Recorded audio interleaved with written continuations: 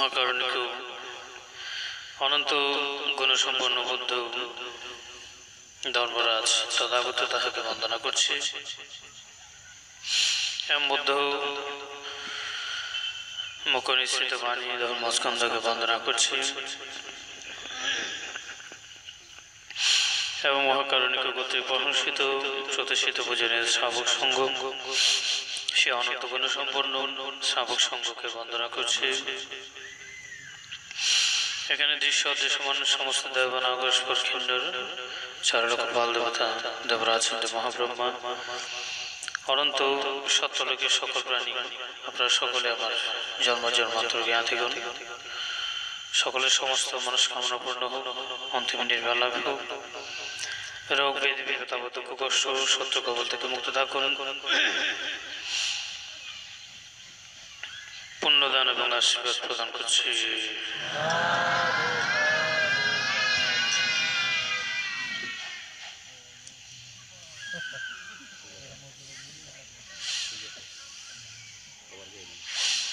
আচ্ছা তাহলে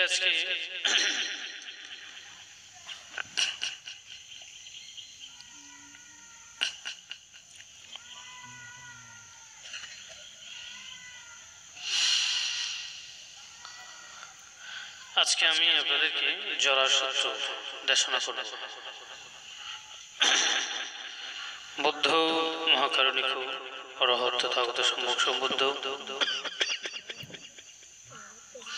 তিনি দেবমানবের হিতের জন্য এবং দেবমানবের কল্যাণের জন্য এই জরাসন্ধ তিনি দেশনা করেছিলেন।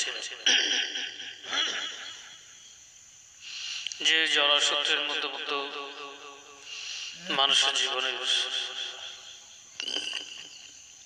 সত্য বিষয়টিকে উদ্ঘাটন করে মানুষের জীবনকে অনিত্যতা সম্পর্কে বোঝানোর জন্য এবং দুঃখ আর্য সত্য দুঃখ সমুদয় দুঃখ নিরোধ এবং দুঃখ নিরোধের উপায় আর্য সত্য সম্পর্কে বোঝানোর জন্য এই জরাসন্ধ তিনি বলেছেন। সদ্ধর্মের প্রজাবিদগণ যে জরাসন্ধের মধ্যে বুদ্ধ জরাসন্ধের অর্থ হচ্ছে জীর্ণতা। জীর্ণতা মানে আস্তে আস্তে ক্ষয়প্রাপ্ত হওয়া বা বিলীন হয়ে যাওয়া। একটা সত্তা বা একটা প্রাণী একটা বস্তু যেমন সৃষ্টি হতে পারে ঠিক সে বস্তু সেই প্রাণী আবার ধীরে ধীরে জরাগ্রস্ত জীর্ণ হয়।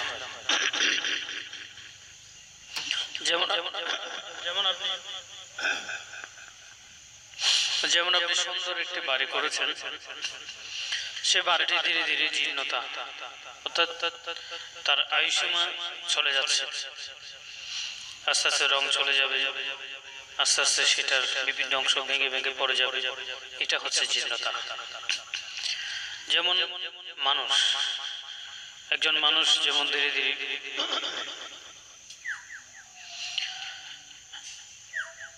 কি হয়, মানুষ যেমন ধীরে ধীরে শিশুকাল থেকে যুবক হয়, এই শিশু এবং জীবন যৌবনের অনুভূতিগুলো পরিভোগ করার পরে তার শরীর আস্তে আস্তে জীর্ণতা হয়, ক্ষয়প্রাপ্ত হয়, বিলয় হয়, একে বলা হয় জরা। একটি বৃক্ষ যেমন ছোট কাল থেকে ছোট ছোট বৃক্ষ থেকে মাঝারি, মাঝারি থেকে বৃহৎ বৃক্ষ রূপান্তর হয়, তখন সে যুগ যুগ ধরে দাঁড়িয়ে থাকে। অনেকদিন পরে তখন সে বৃক্ষ আস্তে আস্তে ঢালপালা আস্তে আস্তে জীর্ণ হয়ে যায়। হ্যাঁ, পাতাগুলো মরে যায়, ডালগুলো ভেঙে ভেঙে পড়ে যায়। হ্যাঁ, এগুলো হচ্ছে, এটা হচ্ছে জীর্ণতা।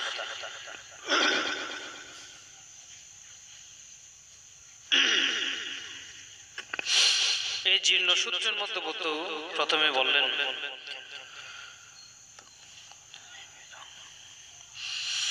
অপঙ্গত জীবিতং ইদং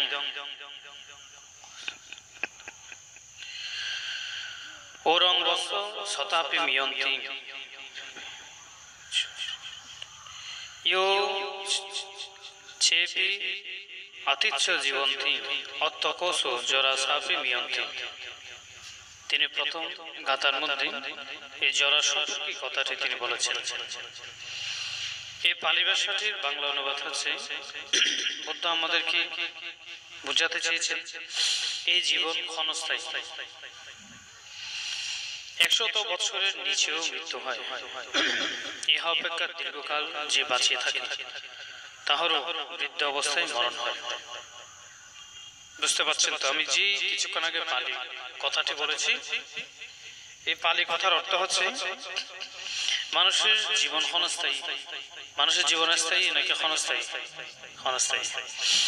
এ পর্যন্ত এখানে ধনশালী, গরিব, সুন্দর, অসুন্দর, সম্মানী, সম্মানহীন, জ্ঞানী, অজ্ঞানী, প্রত্যেকটা মানুষ মৃত্যু ক্ষণস্থায়ী। জীবন হচ্ছে কি ক্ষণস্থায়ী, দীর্ঘস্থায়ী নয়। আস্তে আস্তে মানুষ ক্ষণে ক্ষণে মৃত্যুবরণ করে, সেই জন্য বলা হচ্ছে জীবন ক্ষণস্থায়ী, স্থায়ী নয়। কিন্তু এই ক্ষণস্থায়ী জীবন আমরা যতদিন বেঁচে থাকি,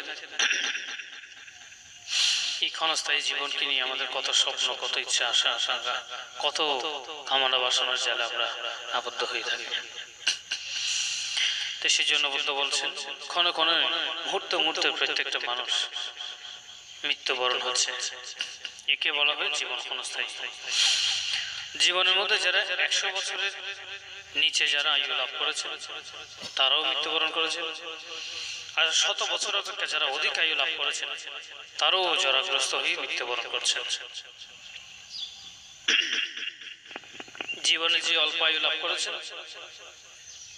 সেই একটু তাড়াতাড়ি মরে, জীবনে যে দীর্ঘায়ু লাভ করেছেন সে একটু দেরিতে মরে।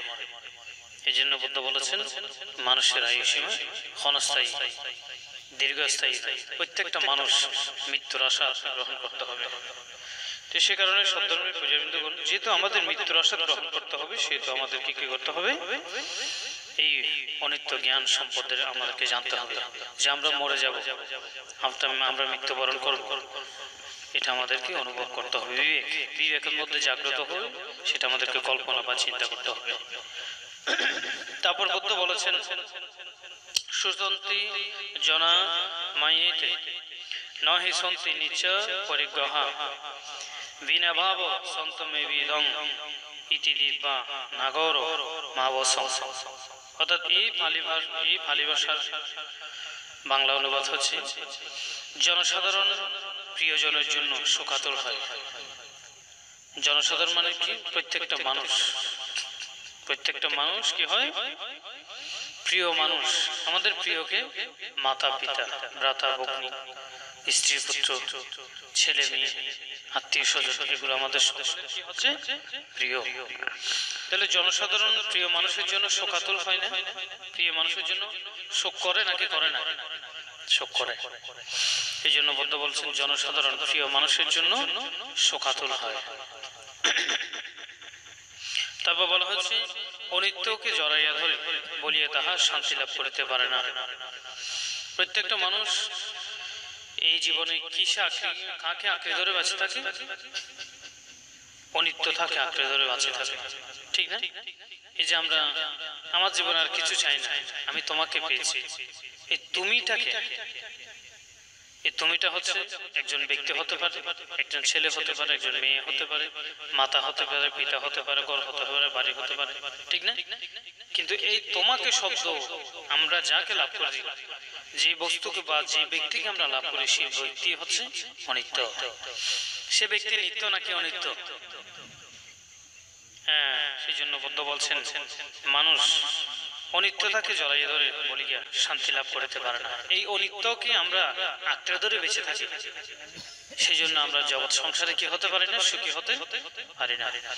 এই জগৎ সংসারে যত মানুষ নিজের স্ত্রীকে আপন করে গ্রহণ করে, নিজের স্বামীকে, নিজের পুত্র কন্যাকে, নিজের মাতা পিতাকে, নিজের বাড়িঘর সম্পত্তিকে, নিজের টাকা পয়সাকে আমরা তাদেরকে যত বেশি আঁকড়ে ধরে বেঁচে থাকতে চাই না কেন, কিন্তু পরিণামে আমাদেরকে কি শান্তি লাভ করি নাকি অশান্তি লাভ করি? অশান্তি। শান্তি লাভ করি সত্য, কিন্তু বেশিক্ষণ না থাকে, বেশিক্ষণ থাকে না শান্তিটা, কিন্তু পরক্ষণে আমাদের অশান্তির অনলে জ্বলতে হয়। সেই জন্য বুদ্ধ বলছেন অনিত্যকে জড়াইয়া ধরিয়া বলে আমরা অশান্তি লাভ করি।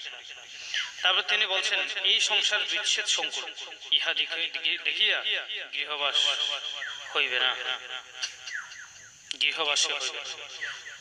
অর্থাৎ এই জগৎ সংসারের প্রত্যেকটা মানুষ বিচ্ছেদ হচ্ছে আমাদের সাথে, সবার সাথে কি এই আমরা মিলিত হচ্ছে নাকি বিচ্ছেদ হচ্ছে? প্রত্যেকটা ক্ষণে ক্ষণে, প্রত্যেকটা মুহূর্তে আমরা প্রত্যেকটা ব্যক্তির সাথে, আপন মানুষের সাথে আমাদের সাথে বিচ্ছেদ হচ্ছে নাকি তাদের সাথে আমরা মিলিত হচ্ছে? কোনটা?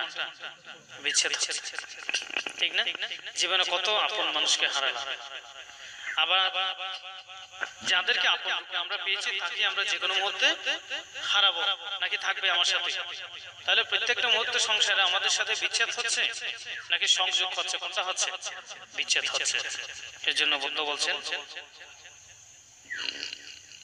তুমি জানো হে মানবগণ, উপাসক উপাসিকাগণ, যে তো সংসারের প্রত্যেকটা মুহূর্তে আপন মানুষের সাথে, প্রিয় মানুষটির সাথে, প্রিয় বস্তুর সাথে আমাদের সাথে বিচ্ছেদ হচ্ছে। সেহেতু তুমি কি করো? সংসারে আকৃষ্ট হইবে না, অর্থাৎ সংসারের মধ্যে আকৃষ্ট হই না হই সংসারের প্রতি তুমি কি চিন্তা করবে? অনিত্য চিন্তা করবে। সংসারের প্রতি যদি আমরা বিচ্ছেদ হচ্ছি, সেটা আমাদের কি করতে হবে? এই সংসারের প্রতি আছে দায়িত্ব, আছে কর্তব্য, আছে দায়িত্ব আমার আছে, কর্তব্য আমার আছে, এই দায়িত্ব কর্তব্যের মতো সম্পন্ন করে নিজেকে ধর্ম অনুগামী করে রাখতে হবে। এরপরে মহাকারণিক বুদ্ধ বলছেন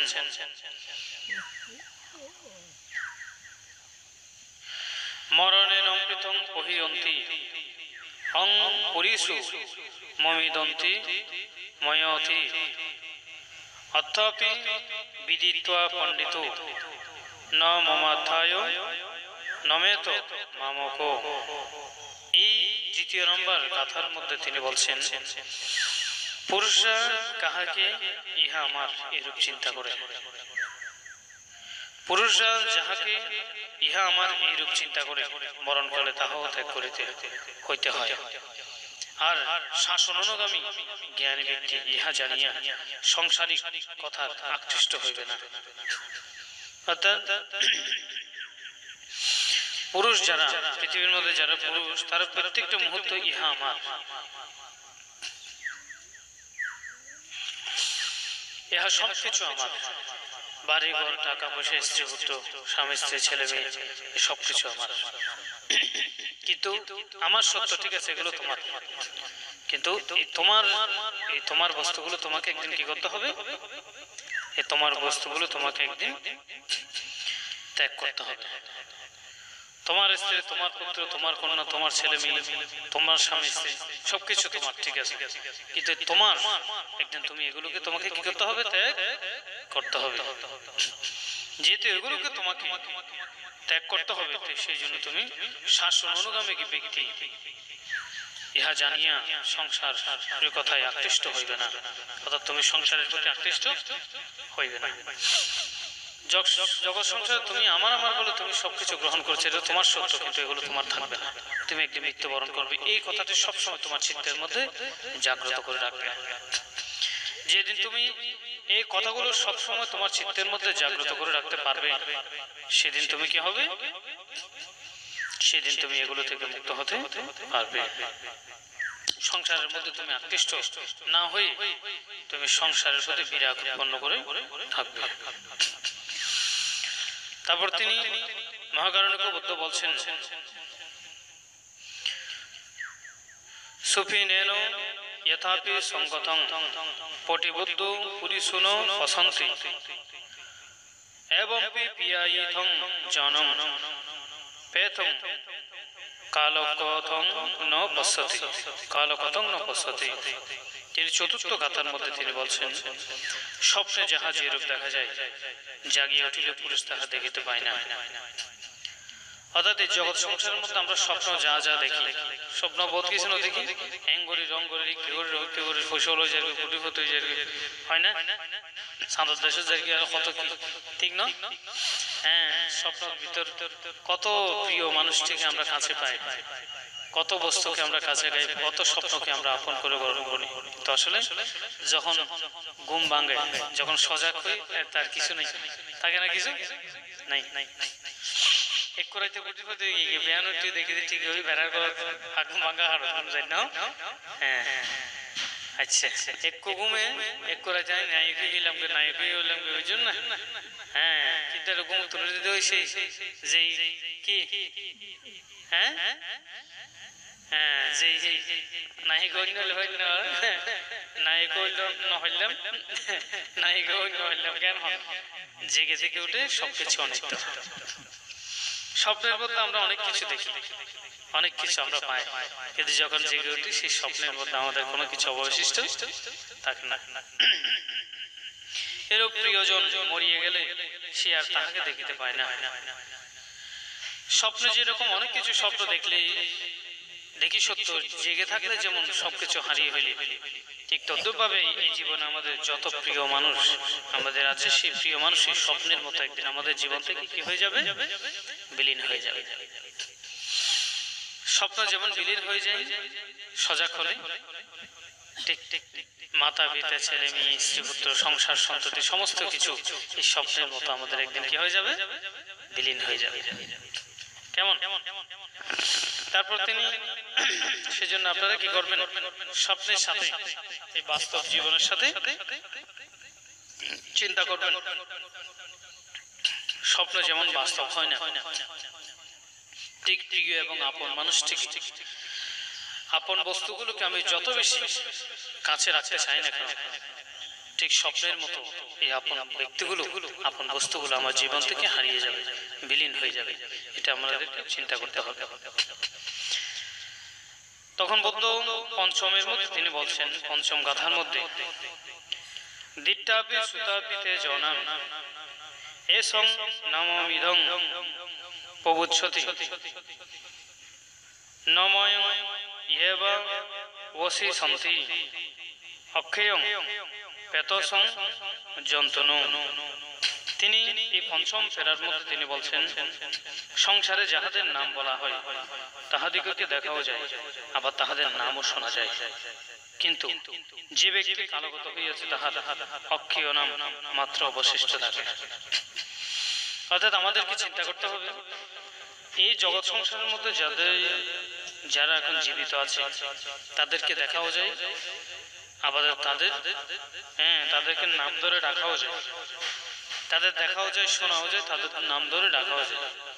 কিন্তু এই জগৎ সংসারে যত মানুষ আমাদের প্রিয় আছে তারা একদিন এমন এক অজানা স্থানে চলে যাবে, তাদের নাম ঠিকানা দেখা শোনা এটা কারো পক্ষে কোনোভাবে সম্ভব নয়।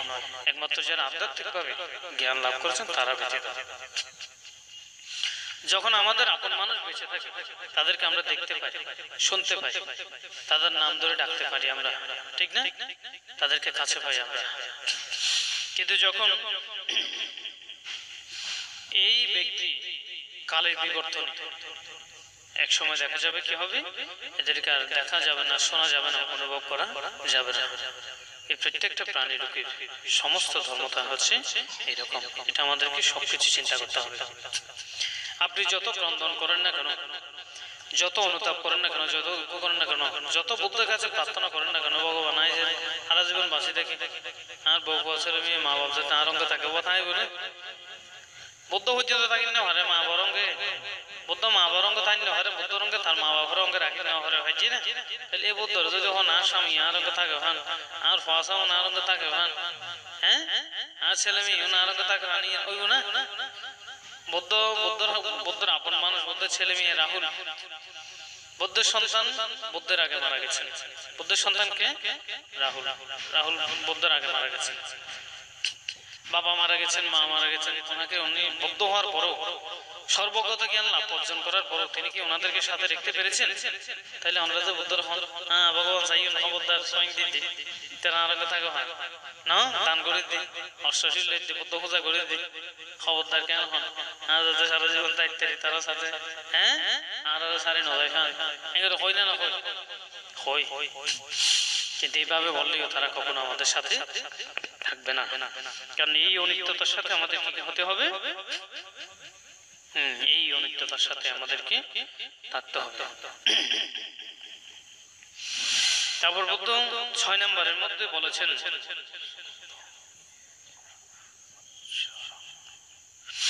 সুখপরিধেব মৎসরগ্ন জহন্তি গিদ্বা মামা ইথে তস্মা সুনয় পরিগ্রহং হিত্বা অচরিখং ক্ষেমদ শীর্ণ।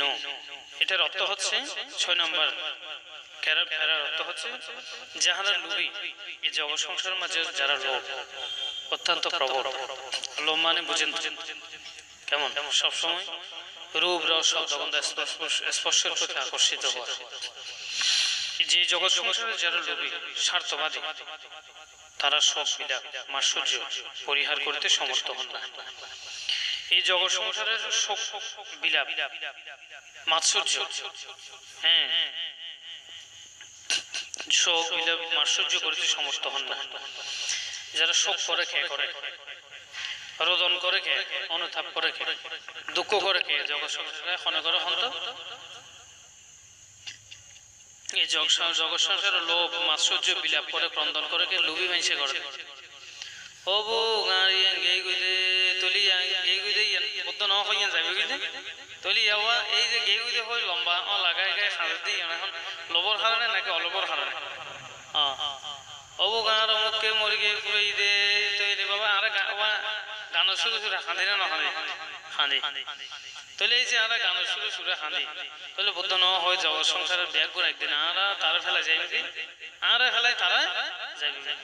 তাহলে এই যে তার প্রতি সে বস্তুটির প্রতি আমরা লোভ ত্যাগ করতে পারি না বিধে আমাকে শোক করতে হয়, অনুতাপ করতে হয়, অনুশোচনা করতে হয়। সেজন্য বুদ্ধ বলেছেন এই জগৎ সংসারে যারা লোভী এক দুঃখ হয় বোধে তারা, আর এক স্বার্থবাদী। স্বার্থবাদী মানে কি শুধু নিজের সুখের কথা চিন্তা করে, ঠিক আছে? যেন মাতা পিতা শুধু নিজের সুখের কথা চিন্তা করে, সন্তানের ভবিষ্যতের কথা চিন্তা না করে, যে আমি যে সন্তানকে জন্ম দিয়েছি এই সন্তানের ভবিষ্যতে কি হবে এই চিন্তা না করে। স্বার্থবাদী মাতা পিতা হওয়া স্বার্থবাদী। অনেক সময় স্বামী স্ত্রী স্বার্থবাদী হয়ে যায়, ঠিক না? তো গাড়তে বাঁধতে চাই অতি মরেন না, বাসা চুরি করেন না, ডাহাতি করেন, মরেন না, পুরো চিন্তা না করে, ঠিক না? অনেক সময় অনেক স্বামী স্বার্থবাদী, ঠিক না? হ্যাঁ, তাহলে অনেক সময় ছেলে মেয়েরা স্বার্থবাদী, মাতা পিতাকে বরণ পোষণ করতে চায় না। তাহলে সেই জন্য বলছেন এই জগৎ সংসারে যারা লোভী এবং স্বার্থবাদী তার সবসময় শোক করবে, বিলাপ করবে, মাৎসর্য পরিহার করতে সমর্থ হন না। হ্যাঁ, তারা কখনো যারা লোভী স্বার্থবাদী তারা শোক বিলাপ মাৎসর্য পরিহার করতে পারে না। সে কারণে মনিগণ লোক পরিত্যাগ পূর্বক নির্বাণদর্শী হইয়া বিচরণ করে। সেজন্য যারা সাধু সন্ন্যাসী, যারা শিলবান ভিক্ষু সমন, যারা শিলবান দায়িক দায়িকা সবসময় লোককে মাৎসর্যকে ত্যাগ করে এবং স্বার্থকে সবসময় কি করতে চায়, এরা ত্যাগ করতে চায়। যারা লোভ এবং স্বার্থকে ত্যাগ করবে এই জগৎ সংসারে তারাই নির্বাণ দর্শন করবে। এই জগৎ সংসারে তারাই কি করবে? নির্বাণ দর্শন করতে চায়। বানতে আশীর্বাদ করুন আয় যাতে নির্বাণ যাই থারে, তখন আমি যাতে নির্বাণ যাইতারি এনার আশীর্বাদ হইলে হইতো না। আমি এর আশীর্বাদ কিছু অনেক করে যাই শুরু করুন, তো এই আশীর্বাদ আমার বোনা নির্বাণ যাইতারিও না। লোভ গরণ, দেশ গরণ, মোহ গরণ, স্বার্থবাদী এই মানুষের সুখী হয়ে থাকবে না। অন্তে আর আশীর্বাদ করুন, আশীর্বাদ করুন, আশীর্বাদ নাই একদম শেষ হয়ে গিয়ে গো এঙ্গের বতি আর হয় বুঝুন না। এই আর ওই মুখে হ্যাং করছি মুখে হ্যাং করছি, কিন্তু নিজে যে হ্যাঁ কত ভিতরে ভিতরে কত অনিয়ম দুর্নীতি, হ্যাঁ কত পাপ কর্ম কুশল কর্ম যে আমরা করে ফেলি, সেই পাপের ফল যে আমরা দুঃখ পাই সেই এনে কোনো সময় স্বীকার না করবে। শুধু বলবে যে আমার অমুকে দুঃখ দেয়, আমাকে পাড়া প্রতিবেশী দুঃখ দেয়, আমার স্বামী আমার পুত্রগণ আমাকে দুঃখ দেয়, এটা বলতে। কিন্তু দুঃখের প্রাপ্তির পিছনে যে নিজের ক্ষতগুলো এই ভুলগুলো কখনো আমরা চিন্তা করি না। সেই জন্য সদনের ক্রীড়াবিদ নিজের দুঃখ লাভের, নিজে যে দুঃখ পাচ্ছেন জগৎ সংসারে, এই দুঃখ প্রাপ্তির পেছনে সবসময় শুধু অন্য কাউকে দোষারোপ করবে না, কোনো নিজের ভুল আছে কিনা এটা চিন্তা করবে। এই জগতের মধ্যে যে এত দুঃখ পাচ্ছেন সবসময় কি করবেন না, অন্য কাউকে দোষারোপ করবেন না। মনে করবেন এই দুঃখের পেছনে আমারও কি রয়েছে, কারণ রয়েছে, আমি জড়িত আছি। বুদ্ধ ৭ম নম্বরে বলেছেন পথি লীন চরস্ব বিক্ষণ বজ্র মানস বিবিধ মানতং মানসন সামগ্রী ইয়মাহুম তস্য তং ইয়থান ভবনে ন দর্শনীয়।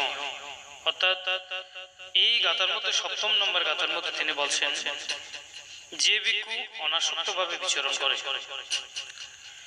যে ভিক্ষু অনাসক্ত, তার কোনো চাওয়া পাওয়া নেই, যশ কীর্তি লাভ সৎকার মান সম্মান টাকা পয়সা ধন সম্পত্তি যশ কীর্তি অলোপ হয়ে অনাসক্ত হয়ে বিচরণ করেন, তিনি বিভক্ত আসন ভজনা করেন, তিনি বিভক্ত আসন ভজনা করেন, তিনি সবসময় কি করেন নিরাসক্ত হয়ে অবস্থান করেন, ভবের মধ্যে জন্মগ্রহণ করিতে হইতে বিরতি তাহার পক্ষে সমীচীন বলা হয়।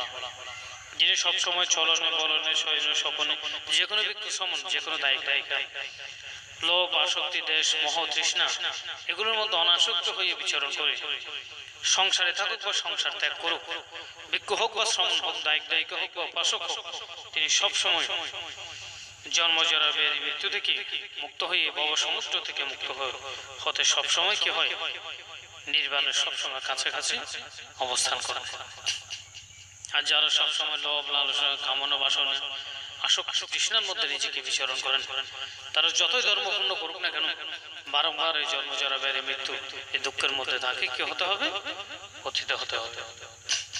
সে কারণে সদ্ধর্মী পূজার বিন্দুগণ আপনারা আমার কাছে নির্বাণ প্রার্থনা না করে নির্বাণ প্রাপ্তির জন্য আপনাদেরকে যে অলপদে সমূহ এভাবে থাকতে হবে সেটা আপনাদেরকে কি করতে হবে চেষ্টা করতে হবে। এই সংসারে অনেক লম্বা একটা আয়ু পেয়েছি, সংসারে বড় একটা সীমা আমি জন্মগ্রহণ করেছি, সংসারের মধ্যে আমি এ পর্যন্ত অনেক কিছু আমি অনুভব করেছি, অনেক কিছু দেখেছি, অনেক কিছু আমি অনুভব করেছি। সুতরাং এখন আমি অলপদে অমোহ হয়ে আমি বিচরণ করিব। তখন বন্ধু বলেছেন সব্বত্ত মুনি অনিসিন্নত ন পিয়ং কুভ্যতি নপি অপিয়ং অপিয়ং তস্মিং পরিদেব মৎসরং পজ্ঞে ভারি যথানু লিম্পতি যথানো লিম্পতি। অর্থাৎ এই ৮ম নম্বরের কথা তিনি বুদ্ধ বলছেন মুক্তমুনি সর্বত্র প্রিয় ও অপ্রিয় করণে বিরতি। পত্র যেমন জলে লিপ্ত হয় না তেমনি মুনিও বিলাপ মাৎসর্যের তো হয় না। মুক্তমুনি হচ্ছে কি অর্থাৎ পৃথিবীর মধ্যে যে সমস্ত মণিমুক্তাদি আছে এই মণিমুক্তার মধ্যে কোনো প্রিয় থাকে না। পৃথিবীর মধ্যে যারা যে সমস্ত মণিরত্ন আছে এরা প্রিয়ও নাই এদের অপ্রিয় নাই, এরা ভালো মানুষের কাছেও থাকে খারাপ মানুষের কাছেও থাকে, কিন্তু তবু এরা মনে তবু এরা কি খারাপ মানুষের কাছে দিলে অমনি কেউ না হয় হয় না না হয়। তাহলে ভালো মানুষের কাছে থাকলে মনি, খারাপ মানুষের কাছে থাকলেও মনি, এবার গুণগত মান কেউ কি করে না হলে নষ্ট করে না হলে মনিরও মনি। চোর ডাকাত বেবিচারী প্রাণীর সংহারকারী যত খারাপ মানুষ আছে মনি ওর কাছে থাকলে বেজান মনি, ভালো মানুষের কাছে থাকলে বিয়ে খারাপ মানুষে গ্রহণ করুক বা ভালো মানুষে গ্রহণ করুক এই মনের গুণগত মান যেমন নষ্ট হয় না ঠিক তদ্রুপ ভাবে কেমন এই যারা লোভ লালসা আসক্তি তৃষ্ণা এগুলোকে ভয় করেন, তারা কখনো সেই মণিগণ কখনো প্রেম আসক্তি মৈত্রী প্রেম আসক্তি লালসার মধ্যে এরা কখনো আসক্তি জাত হয়। তিনি বলছেন পত্র যেমন জলকে স্পর্শ করতে পারে না, পত্র যেমন মানে পদ্মপত্র, পদ্মপত্র জলে থাকে সত্য কিন্তু পদ্মের সাথে জলের সাথে কি হয় না স্পর্শ হয় না, ঠিক আছে।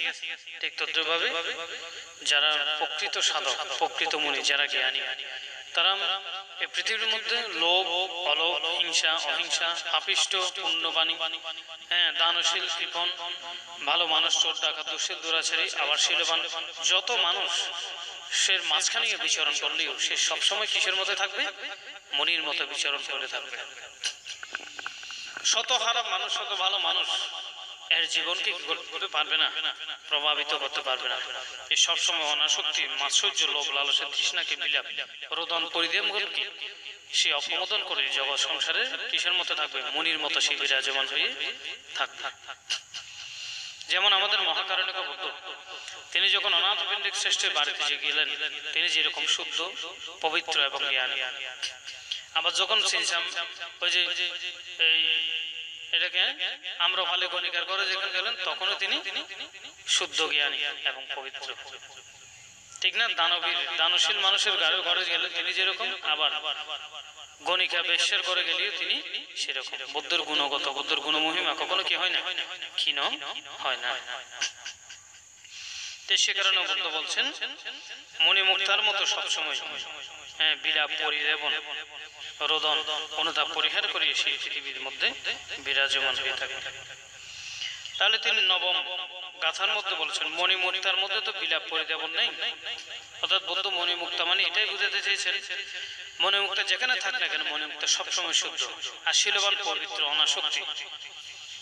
এই কারি ব্যক্তি, অলৌপদেশ, বিতৃষ্ণাহীন ব্যক্তি যেখানে থাক না কেন, তিনি সবসময় শুদ্ধ এবং মুক্তার মতো পবিত্র, এটাই তিনি বুঝাতে চেয়েছেন। তাহলে বুদ্ধ নবম গাথার মধ্যে বলেছেন উদবিন্দু যথাপি মুখরে পদুমে বাড়ি যথান লিম্পতি এবং মণি এবং মণি রূপলি পন্থী ইয়াদিদং দীপ্তি সুতং মুতে সুভা। এই নবম ফেরার মধ্যে তিনি বলছেন বাড়ি বিন্দু যেমন পুকুরে কলঙ্কিত করে না, জল যেমন পদ্মকে কলঙ্কিত করে না, তেমনি তাহা দৃষ্ট, শ্রুত এবং চিন্তিত তাহাতে মনি অস্পৃশ্য থাকে। হ্যাঁ, অর্থাৎ এটার অর্থ কি বলেছেন জানেন? জল কি হয়, বৃষ্টি যখন বর্ষিত হয় তখন পুকুরের জলকে কি করে না, অশুদ্ধ করে নাকি শুদ্ধ করে? যখন বৃষ্টি পড়ে তখন পুকুরের পানি ময়লা হয় নাকি পরিষ্কার হয়? Very good.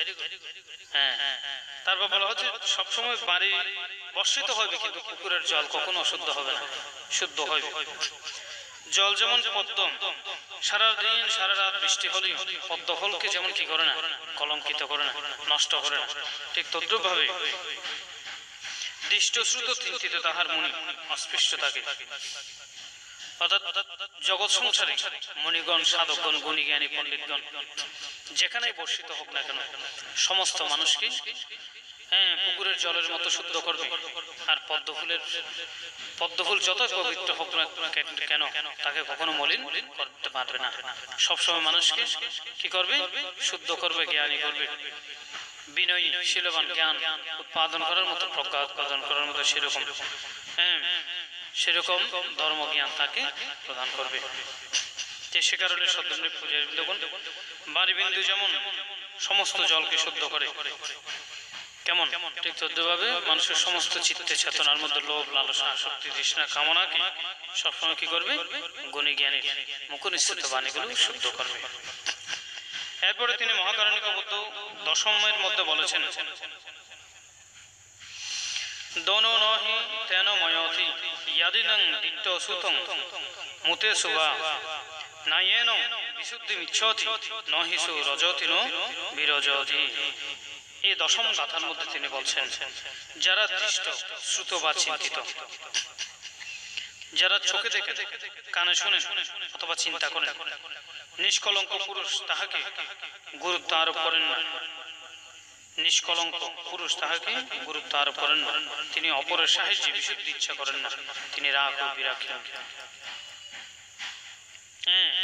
তিনি কি করেন, এই জগৎ সংসারে সবসময় যারা দৃষ্ট, শ্রুত, চিন্তিত, যারা চোখে দেখেন, যারা কানে শোনেন, যাদের চেতনা রয়েছে, যাদের চিত্ত রয়েছে, যারা সবসময় চিন্তা করার শক্তি তাদের মধ্যে রয়েছে, এই নিষ্কলঙ্ক পুরুষ সবসময় ভালোকে ভালো বুঝে, খারাপকে খারাপ রূপে বুঝে, সারকে সার রূপে বুঝে, অসারকে অসার রূপে বুঝে, নিত্যকে নিত্য রূপে বুঝে, অনিত্যকে অনিত্যর বুঝে, শুদ্ধকে শুদ্ধ বুঝে জানে বুঝে, অশুদ্ধকে অশুদ্ধ রূপে বুঝে তারা সবসময় বিরাগ, লোভ লালসা বিশুদ্ধ জ্ঞান লাভ করে তারা সবসময় কি হয়?